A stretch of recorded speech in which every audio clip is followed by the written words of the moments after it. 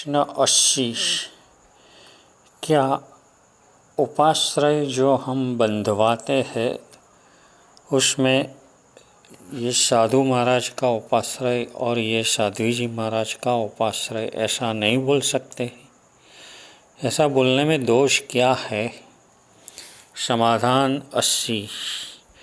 हमें साधु साध्वी जी भगवंतों के निमित्त से जिस तरह गोचरी पानी नहीं बनाना है, उसी तरह वस्ती भी उनके नाम से नहीं बनानी है।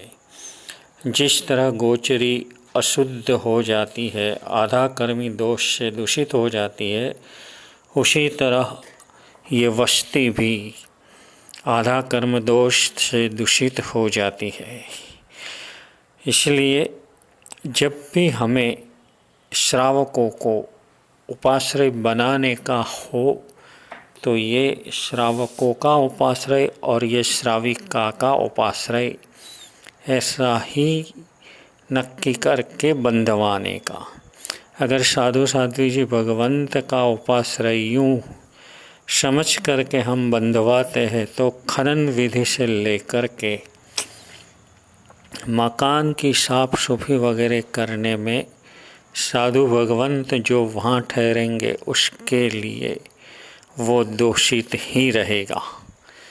इसलिए कभी भी हमें उपाश्रय वगैरह बनाने में ये सोचने का विवेक रखने की आवश्यकता है।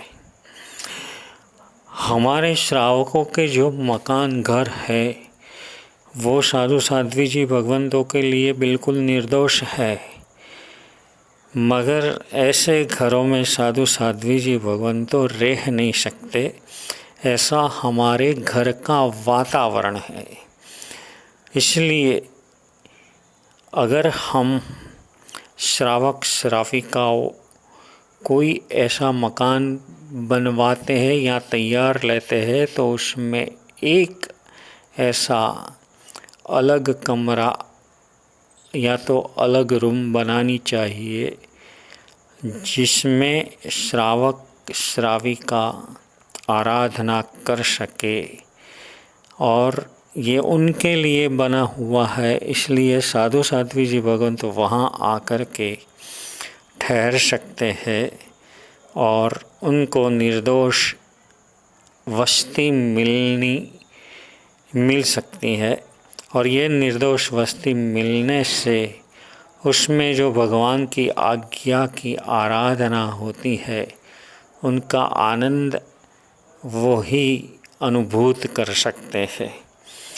इसलिए कभी भी ये साध्वी जी महाराज का उपाश्रय, ये साधु महाराज का उपाश्रय ऐसा समझ करके कभी भी नहीं बंधवाने का, यानी कि उनके निमित्त से हम कुछ भी नहीं कर सकते।